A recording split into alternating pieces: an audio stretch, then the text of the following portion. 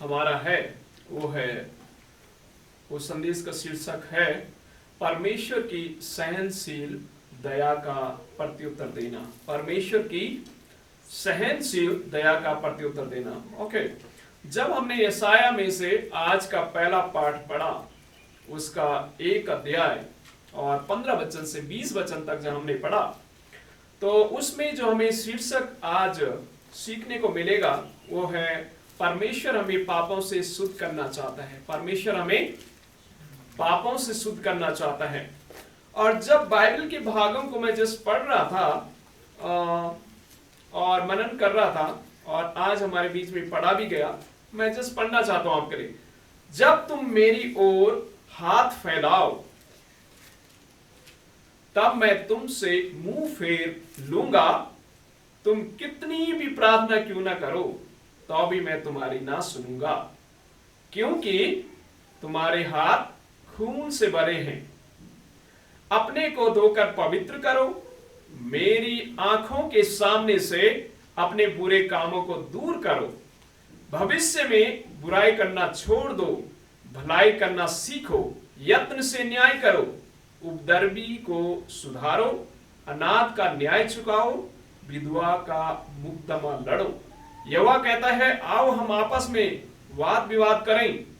तुम्हारे पाप चाहे लाल रंग के हों तो भी वह हिम के समान उजले हो जाएंगे, और चाहे अर्कवनी रंग के हों तो भी वह ऊन के समान श्वेत हो जाएंगे।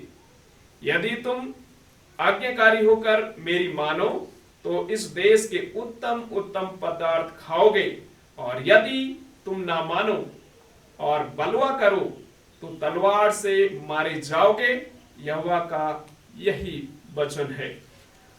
ये जब भाग आप पढ़ते हैं और इस शीर्षक और इस पॉइंट को समझने के लिए, जैसा लिखा है परमेश्वर हमें पापों से शुद्ध करना चाहता है, ये जब आप वचन आप पढ़ेंगे तो इससे आपको ये सीखने को मिलता है। जिस इसके बैकग्राउंड को मैं आपको समझाना चाहता हूं। यशाया परमेश्वर का भविष्यवक्ता नबी, जिसको परमेश्वर ने चुना था, और ये उस समय की बात है जब यहूदा देश का जो राजा हिजकिय्याह उस समय थे, और उस समय जो राजा हुआ करते थे वो युद्ध, दूसरे राज्यों में युद्ध करना या लड़ाई झगड़ा करना, दूसरे राज्यों को कब्जा कर लेना, ये आम बात थी उस समय। और यशाया परमेश्वर का प्रिय दास, परमेश्वर यशाया को इस बात से अवगत कराता है या बताता है कि इजराइलियों के लिए या यहूदियों के लिए खतरा असूर या अन्य देश के जो लोग हैं वो नहीं है, लेकिन सबसे ज्यादा खतरा जो है आपके अपने लोग हैं, जो विश्वास की कमी के कारण और साथ ही पाप के कारण। और इस तरीके से परमेश्वर यशाया को याद दिला रहा है कि उन लोगों की जो जीवनी है, उन लोगों का जो जीवन है बहुत ही खराब हो गया है। जब आप 1 पद से लेकर नीचे भागों तक पढ़ोगे तो 2 वचन में इस प्रकार से लिखा है, हे स्वर्ग सुन और हे पृथ्वी कान लगा, क्योंकि यहोवा कहता है, मैंने बाल बच्चों का पालन पोषण किया और उनको बढ़ाया भी, परंतु उन्होंने मुझसे बलवा किया।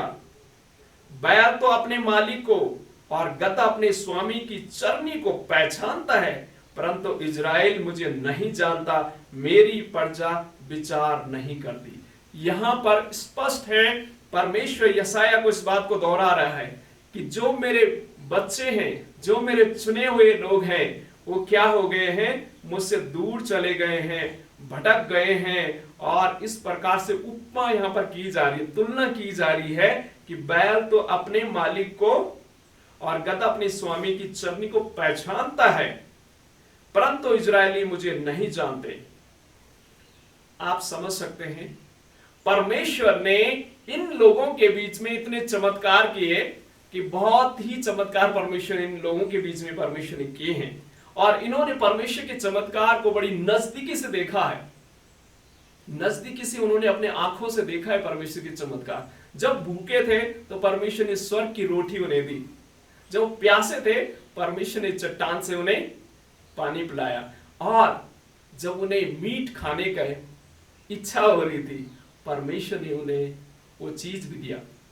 इतने चमत्कार उनके बीच में परमेश्वर ने किए, फिर भी ये लोग क्या हो गए? भटक गए, परमेश्वर से दूर हो गए। और इसलिए परमेश्वर क्या कह रहा है 15 वचन में कि जब तुम मेरी ओर हाथ फैलाओ तब मैं तुमसे मुंह फेर लूंगा। तुम कितनी भी प्रार्थना क्यों ना करो तो भी मैं तुम्हारी ना सुनूंगा। आप और मैं परमेश्वर के पास जाकर के चाहते हैं कि परमेश्वर हमारी प्रार्थना को सुने। हम गिड़गिड़ाते हैं, रोते हैं कि परमेश्वर हमारी प्रार्थना को सुने, लेकिन हमारी जिंदगी में पाप है,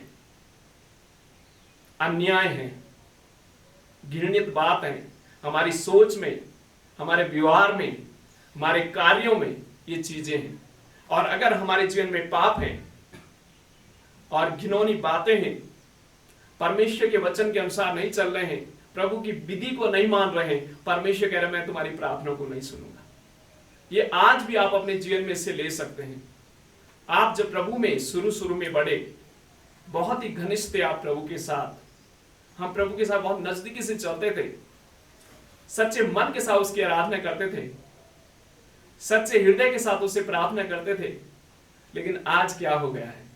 आप और मैं उन इजरायलियों के समान हो गए हैं, उन यहूदी समुदाय के समान हो गए हैं जिन्होंने अपने आंखों से परमेश्वर के चमत्कार को तो देखा है, अनुभव किया है, लेकिन अब क्या हो गए हैं? भटक गए हैं, परमेश्वर की उपस्थिति से भटक गए हैं। आज इस सुबह के समय में परमेश्वर के वचन से आपको पुनः चेतावनी भी देना चाहता हूं, उत्साहित भी करना चाहता हूं, क्योंकि यशाया के द्वारा परमेश्वर चेतावनी उन्हें दे रहा है, मैं तुम्हारी प्रार्थना को नहीं सुनूंगा, कान फेर लूंगा। जब आप इन वचनों को आप नीचे पढ़ेंगे तो आप एक चीज आपको समझ आएगी, परमेश्वर ने चेतावनी दे रहा, लेकिन उनके कान इतने हैवी हो गए, इतने भारी हो गए, उन्हें सुनाई नहीं देता। कई बार होता है ना, आप कुछ बोल रहे हैं लेकिन कुछ फर्क नहीं पड़ता। कई बार होता है, ये हमारी आदत बन जाती है, कुछ चीज कहा जाता है लेकिन उससे कोई फर्क नहीं पड़ता है। वही यहां पर परमेश्वर यशायाह के द्वारा उन्हें चेतावनी दे रहा, मैं कह रहा हूं, मैं कितने बार तुम्हें चेतावनी दे चुका हूं, मैं बार बार इस चीजों को दोहरा रहा हूं, लेकिन तुम्हारे कान भारी हो गए हैं, तुम्हें सुनाई नहीं दे रहा है मेरी बातों को। और परमेश्वर अब कहता है कि अब मैं तुम्हारी प्रार्थना को नहीं सुनूंगा। तब तुम्हें एहसास होगा, तब तुम्हें एहसास होगा जब मैं अपना मुंह फेर लूंगा, तुम्हारी बातों को, तुम्हारी प्रार्थना को नहीं सुनूंगा। और तब तुम्हें एहसास होगा, तब तुम जान पाएंगे। और जब आगे नीचे पदों को आप पढ़ेंगे तो परमेश्वर एक दयालु परमेश्वर भी है। फिर भी पहली बात तो परमेश्वर उन्हें एक चेतावनी दे रहा है, उन्हें इस चीज से चेतावनी दे रहा है। जब आप वचन 15 से लेकर 17 तक पढ़ोगे तो एक चेतावनी भरी बातें उसमें लिखी है। 16 वचन में लिखा, अपने को धोकर पवित्र करो, यानी परमेश्वर एक अपॉर्चुनिटी उन्हें फिर से दे रहा है। पहली बात परमेश्वर तो चेतावनी ये दे रहा कि मैं सुनूंगा नहीं, लेकिन फिर भी परमेश्वर उन्हें क्या कह रहा है? अपने को धोकर पवित्र करो। और फिर आगे कहता है, मेरी आंखों के सामने से अपने बुरे कामों को दूर करो, भविष्य में बुराई करना छोड़ दो। परमेश्वर एक अपॉर्चुनिटी भी दे रहा है, परमेश्वर एक मौका दे रहा है, अपने आप को धो करके पवित्र करो। आप अपने जीवन को जानते हैं, मैं अपने जीवन को जानता हूं, परमेश्वर हम सबों को जानते हैं। आपके जिंदगी में जो पाप है, जो गुनाह है, उन चीजों को धोना बहुत जरूरी है। जब आप और मैं, हमारे कपड़े गंदे होते हैं, हम धोते हैं उनको, यस हम उन्हें धोते हैं, गंदे पहन करके जाते नहीं है ना, हम धोते हैं अपने कपड़ों को, साफ सुथरा हम रहना चाहते हैं। पाप को कौन धोएगा? कौन उस पाप को धोएगा? वो पाप धुलने हैं तो परमेश्वर की उपस्थिति में जाना पड़ेगा, प्रभु के सामने गिड़गिड़ाना पड़ेगा। परमेश्वर की पवित्र आत्मा आपको मुझे कॉन्सेक्रेट करेगी, पवित्र करेगी।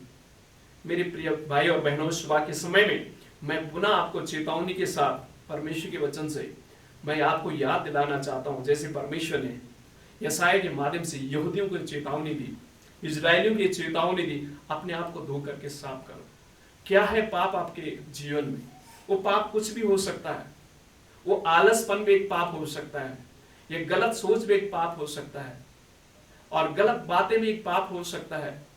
बहुत सारी चीजें हैं, बहुत बड़ी लिस्ट उसकी हो सकती है। पाप कई प्रकार के हैं। पाप यही नहीं सिर्फ आप विचार करते हैं वही एक पाप है, झूठ बोलना भी एक पाप है, चुगली करना भी एक पाप है, परमेश्वर की व्यवस्था के अनुसार ना चलना भी एक पाप है।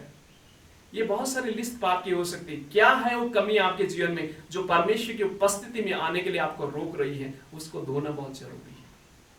और जब आप हमें धोएंगे अपने आप को, फिर पुनः परमेश्वर एक मौका देता है। 17 वचन में लिखा है, भलाई करना सीखो।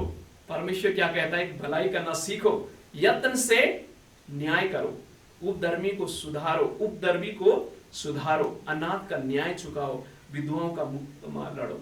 ये उस समय ये सारी चीजें जो इजरायलियों के बीच में हो रही थी, अन्याय करना, उपद्रवी वहां पर भी लोग डिफिनेटली होंगे, अनाथों का सही से ध्यान नहीं दिया जा रहा हो, विधवाओं को सही से केयर नहीं की जा रही होगी। तो ये विधवाएं जरूरी नहीं कि फिजिकली आज हमारे बीच में विधवाएं हैं, है ना, जरूरी नहीं अनाथ हमारे बीच में है, लेकिन जैसा न कैसा क्यों ना परमेश्वर के वचन जो हमें फिर से चेतावनी दे रहा है, भलाई करना सीखो। इन चीजों को हमें अपने जीवन में सीखने की आवश्यकता, हम सबको सीखने की आवश्यकता है।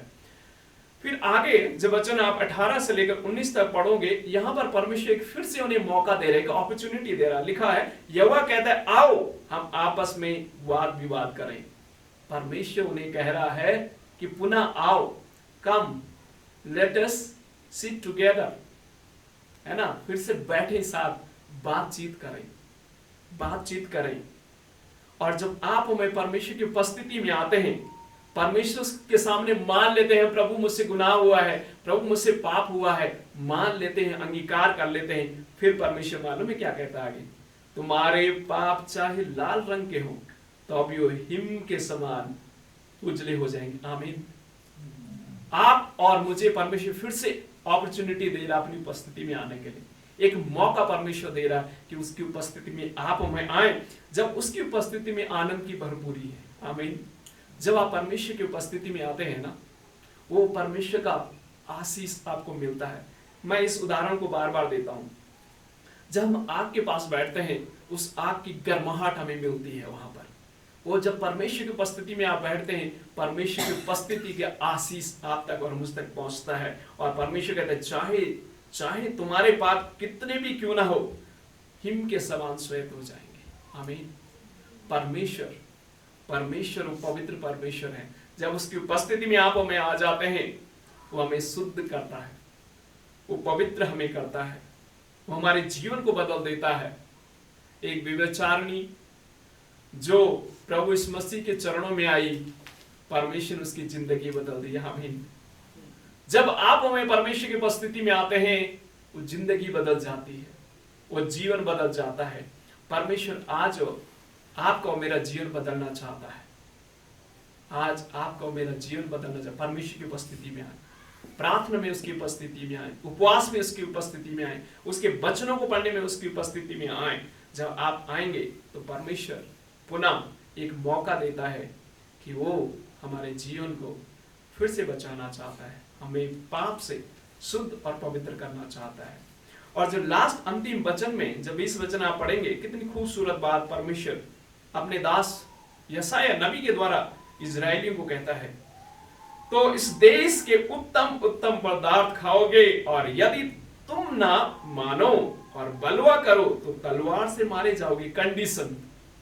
कंडीशन परमेश्वर यहां पर दे रहा है कि आप और मैं जब परमेश्वर की उपस्थिति में आएंगे या परमेश्वर की आज्ञा को मानेंगे, 19 वचन, यदि तुम मेरी आज्ञाकारी होकर मेरी मानो। अगर परमेश्वर की बातों को मानोगे तो लिखा है उत्तम से उत्तम पदार्थ खाओगे, उत्तम से उत्तम पदार्थ खाओगे, है ना।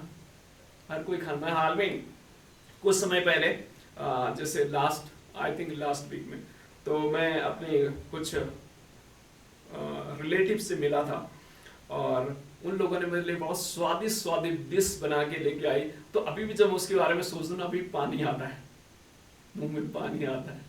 बहुत टेस्टी डिश उन्होंने बना के मुझे दी, और आज भी मैं उसको भूलता नहीं हूँ। बहुत स्वादिष्ट, बहुत ही जो कहें खाने के लिए मन करता है बार बार वो चीजें मिले। कहना क्या चाहता हूँ कि स्वादिष्ट चीजों से कह रहा है परमेश्वर, आपको क्या करेंगे, आशीषित करेंगे, उत्तम उत्तम पदार्थ खाओगे। कंडीशन तब है अगर परमेश्वर की बात को मानेंगे। परमेश्वर की बातों को जब आप मानते हैं, परमेश्वर हमें आशीष देंगे, परमेश्वर हमें आशीषित करेंगे, परमेश्वर हमें हमारे जीवन को फलवंत करेंगे। हमें जो चाहिए होगा परमेश्वर उसको क्या करेगा, इंतजाम हमारे लिए कराएगा। परमेश्वर ने इजराइलियों के लिए भी इंतजाम कराया। परमेश्वर ने परमेश्वर के प्रियदास एलिया के लिए भी इंतजाम कराया। जब जंगल में था, उसे मीट खाने का मन कर रहा था, परमेश्वर ने कौवा के माध्यम से उसे दिलाया। रोटी खाने का मन कर रहा था, परमेश्वर ने कौवा के माध्यम से अपने प्रियदास को दिलाया। आमीन। प्रभु अपने दासों के लिए इंतजाम करता है, उनका ख्याल रखता है जो उसकी बातों को मानते हैं।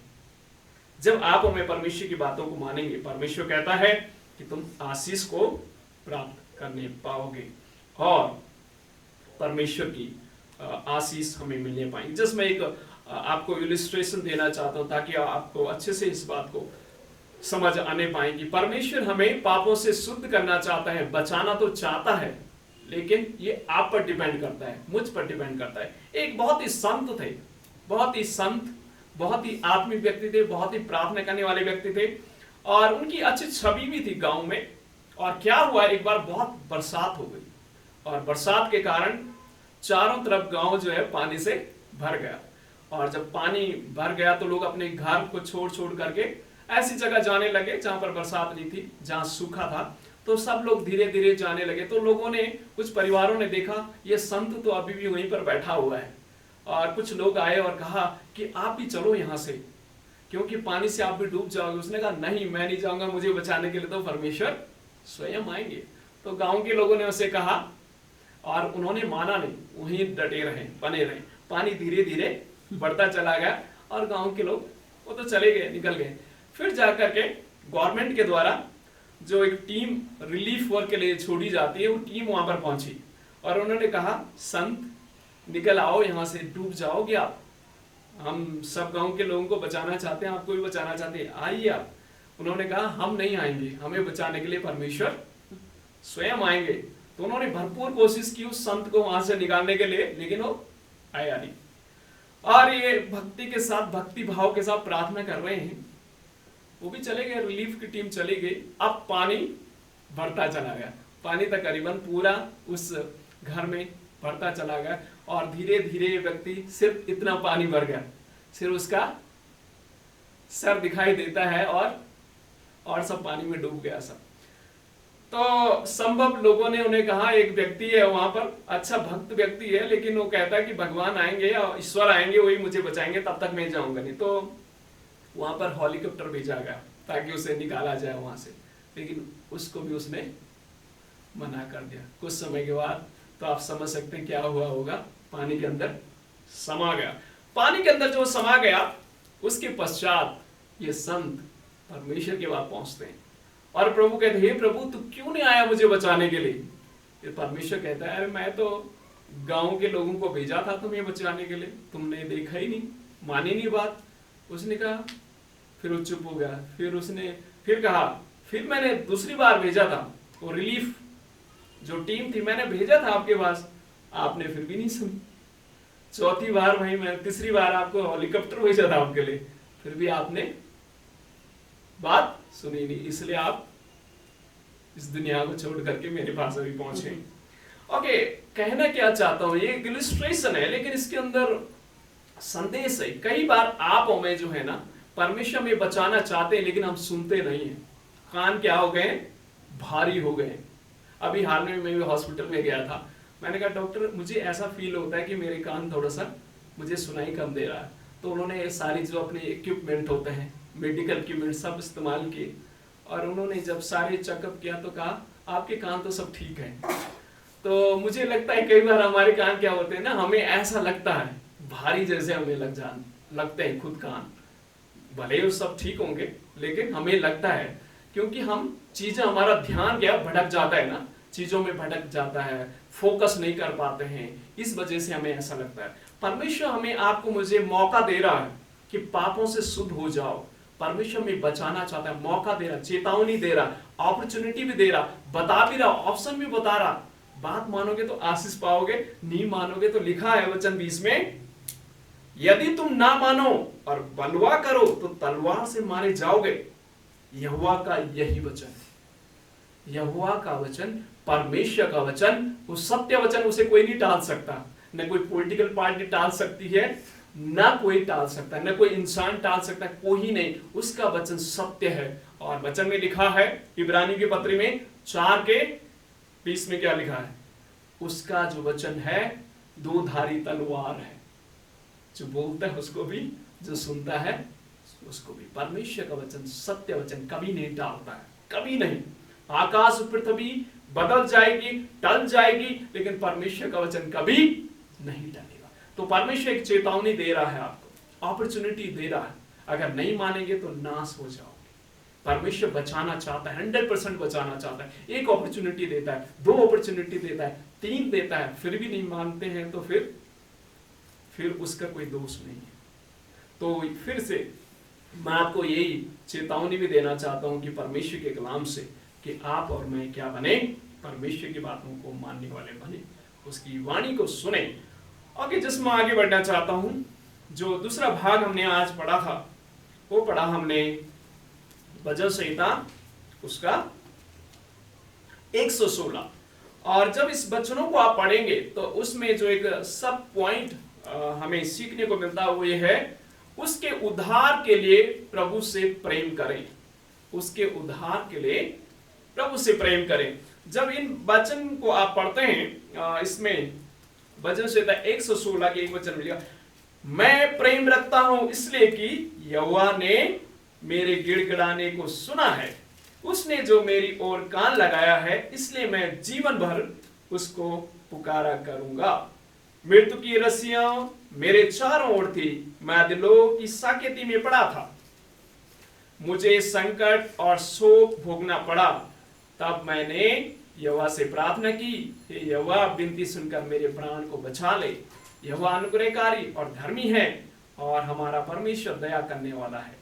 जब इन भागों को आप पढ़ेंगे, भजनकार दाऊद, जब आप इसको आप पढ़ेंगे तो आपको एक बात समझ आएगी कि भजनकार कुछ तो दुख से होकर के गुजर रहा है और दुख भरी भावनाओं को यहां पर व्यक्त कर रहा है। लिखा है, मैं प्रेम रखता हूं इसलिए कि यहोवा ने मुझे गिड़गिड़ाने को सुना है। यहां पर भजनकार उस दर्द को, उस वेदना को याद करता है जब मुश्किल में था, जब परेशानी में था।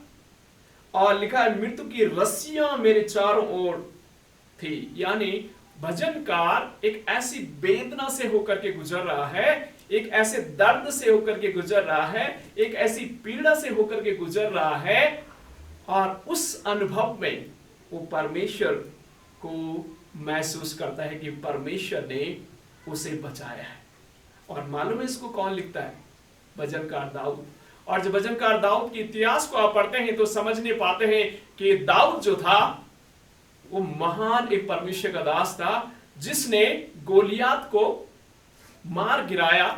और इस महान काम के कारण उसकी इजराइल देश में दाऊद को लोग पुकारते थे कि दाऊद जैसा महान व्यक्ति तो कोई है ही नहीं। लेकिन मालूम इसके जीवन में क्या हुआ? साउल राजा इसके जान के पीछे पड़ गया और दाऊद को ऐसा भागना पड़ा, कभी गुफाओं में जाना पड़ा, कई बार दाऊद को अपना वेश बदलना पड़ा। वेश समझते हैं, अपना रूप बदलना पड़ा। कहीं कहीं तो वो ऐसे अपने बालों को लेकर के अजीब से उसने अपना चेहरा बनाया, अपने आप को एक ऐसा व्यक्ति बनाया। लिखा हुआ है वचन, जब आप आई थिंक 5 में लिखा, यहोवा भोलों की रक्षा करता है। मालूम है वर्ड जो वहां पर भोलों का लिखा है, राजा दाऊद ने छवि को भी अपने जीवन में अपनाया। एक देश में हो गया और वहां पर वो लोगों ने जान लिया था कि ये दाऊद जो है, ये दाऊद है और ये महान व्यक्ति है। शायद इसलिए आया था कि उस देश के राजा को मारे, वहां के लोगों को मारे। लेकिन दाऊद ने ऐसा रूप बनाया, ऐसा छल वहां पर किया, अपने आप को एक जैसे पागल जैसा होता है ना, ऐसा प्रेजेंट वहां पर किया और अपने आप को बचा लिया वहां पर। और फिर साउल राजा उसकी जान के पीछे पड़ जाता है, उसको गुफों में भागना पड़ता है, अपने जीवन के लिए उसे जंगलों में भटकना पड़ा। आप समझ सकते हैं कि राजा दाऊद जो महान काम जिसने किया, जब वो एक गोलियत को मार सकता है, क्या वो साउल को नहीं मार सकता? मार सकता था, लेकिन उसने ऐसा किया नहीं। क्यों नहीं किया? क्योंकि परमेश्वर का नियुक्त दास था, एक राजा इजराइल का वो था, उसने ऐसा गलत कदम नहीं उठाया। और वो दाऊद इस अनुभव को याद करते हैं, प्रभु मैं इतने गिड़गिड़ाया, इतना भागा अपने जीवन से, मृत्यु की रस्सियां जैसे मेरे जीवन में थी, ऐसी मुश्किलों की घड़ी में प्रभु तूने मुझे बचाया। दाऊद इस चीज को याद करता है और अपने अनुभव से लिखता है कि परमेश्वर, जब परमेश्वर से हम प्रेम करते हैं ना, वो हमें बचाता है। परमेश्वर हमें बचाता है, मुश्किलों में हमें बचाता है। और फिर अपने अनुभव को यहाँ पर वो प्रकट करता है, 1 वचन से लेकर 3 वचन तक अपने व्यक्तिगत अनुभव को वहां पर वचनकार बताता है। और 4 वचन से लेकर जब आप 6 वचन तक जाएंगे तो वचनकार एक प्रार्थना के बारे में वहां पर बताता है। कहता है, तब मैंने यहोवा से प्रार्थना की, हे यहोवा विनती सुनकर मेरी प्राण को बचा ले। यहोवा अनुग्रहकारी और धर्मी है और हमारा परमेश्वर दया करने वाला है। यहोवा भूलों की रक्षा करता है। जब मैं बलहीन हो गया था उसने मेरा उद्धार किया। आमीन। दाऊद जब बलहीन हो गया था उसने प्रार्थना किया और परमेश्वर ने उसके सुन ली।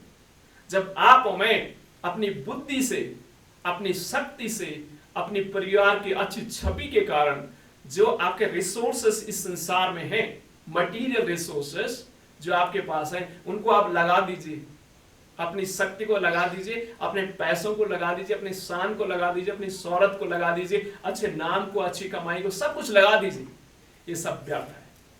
भजनकार कहते हैं सब व्यर्थ है। लेकिन जब मैंने प्रार्थना की, परमेश्वर ने मुझे बचाया। आमीन। आप और मैं जब प्रार्थना करते हैं, अपनी दुख में, अपनी परेशानी में परमेश्वर के सामने जब जाते हैं, प्रभु से प्रार्थना करते हैं, प्रभु हमारी प्रार्थना को सुनता है। आमीन। परमेश्वर अपने लोगों की प्रार्थना को सुनता है, मुश्किल की घड़ी में अपनी प्रार्थना को सुनता है। मैं हमेशा इस बात को कहता है, इस बात को मैं कहता हूं कि मुश्किलें जीवन में आएंगी, मुश्किलों से आप मैं भाग नहीं सकते। दाऊद के जीवन में मुश्किलें आई, परमेश्वर ने मुश्किलें नहीं हटाई, मुश्किलें आई। इवन साउल तो उसको भाले से मारने वाला था, गुफा के अंदर भाले से मारने वाला था। किसको? दाऊद को। परमेश्वर ने उसे बचाया। यानी आप ऐसी पॉइंट में तो जाएंगे जहां आपको लगे बस कहानी खत्म, चैप्टर क्लोज है, यहां इसके बाद आप कुछ नहीं होने वाला। लेकिन ऐसे समय भी परमेश्वर हमें बचाता है। ये मुश्किलें आएंगी, मुश्किलें बहुत आएंगी, तकलीफें बहुत आएंगी, परेशानी बहुत आएंगी। जब आप हमें सच्चे मन के साथ प्रार्थना करेंगे, परमेश्वर आपको बचा लेगा। फिर दाऊद अपने अनुभव से कहता है, परमेश्वर ने मेरा उद्धार किया है। आमीन।